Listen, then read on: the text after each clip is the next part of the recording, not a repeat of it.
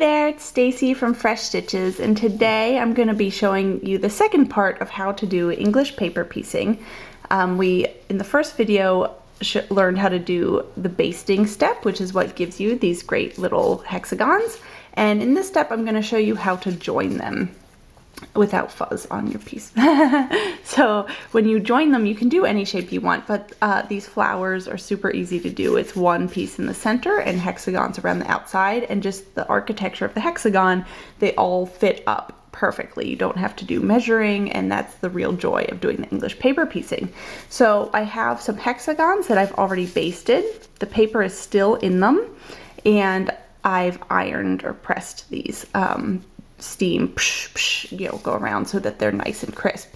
So we're gonna get started and I'll show you how to join them. Again, I've threaded my needle. I like to double it over and tie a little knot at the end, but that's just my personal preference.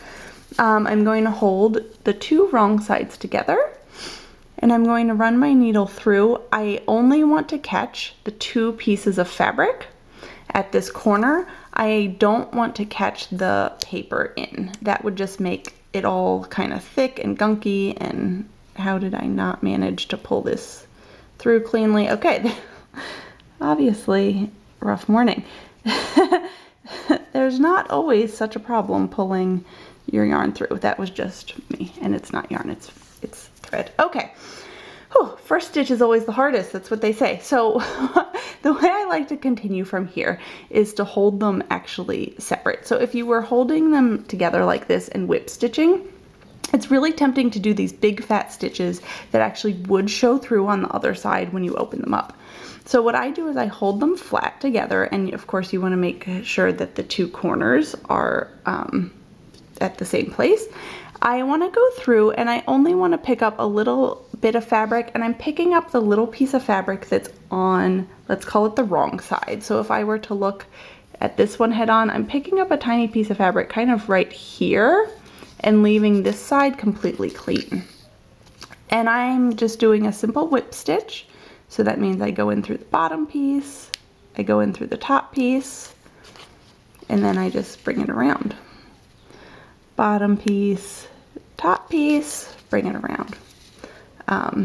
And I know watching me sew a whip stitch isn't like the most exciting thing you've ever seen on YouTube, but I think it's important to just watch it the whole way through so it doesn't look like I'm pulling some magic trick and voila, here it is. And a place where a lot of people get confused is when you go on to the second one. So I just want to make sure we get through to a second one so you can see how that goes.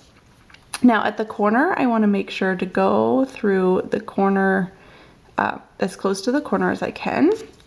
Here we go, right there. And now when I look on the right side, you can't really see the stitches. I could have done a slightly better job. I was sort of doing it faster than I normally do for the camera, but if you're careful, you can't really see the stitches at all. So you can see on these other ones that I was doing more carefully, you can't really see the thread. And when you press the pieces, your whole completed piece, the stitches are going to go away even more. So now I'm going to join my second piece. And it's up to you what path you want to do. You could stitch along here, or you could stitch all the pieces along here and then come back later and do this one or that one. It doesn't really matter. And so I'm gonna just keep going around my pink hexagon. And again, I'm just trying to catch these tiny little inside bits, not very much. The integrity of all of the pieces together is also going to help hold it together. So it's not important that this is like the strongest stitch known to man. But I'm catching, let me get a close up here. See, I'm catching a few good chunks of fabric as I go around, and you can already see these two corners of the green match perfectly. And that's the beauty of English paper piecing, is that you don't need to be very good at cutting or anything really. You just make sure that you get the fabric around the piece of paper. So when you're finished, you will get pieces that look like this. These are called little flowers. And so with my kit, I've made two of each color. And I went for doing darks and lights, you know, these are all the cool colors together, and the camera really isn't showing the lusciousness of this purple and lilac, but they're really great.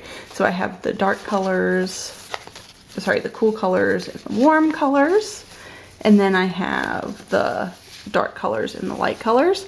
And this is just such a great rainbow sampler, and usually it's really hard to get fat eighths, which is an eighth of fabric, eighth of a yard of fabric, so it's about 9 by 20 inches or 18 inches, and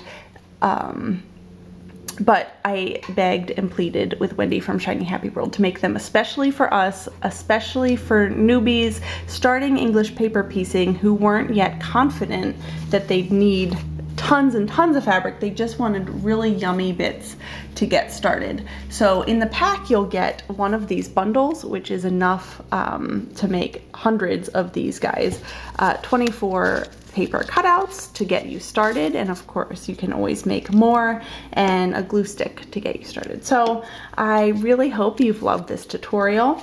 Once you've pressed these pieces, all you'll do is pop out the little paper.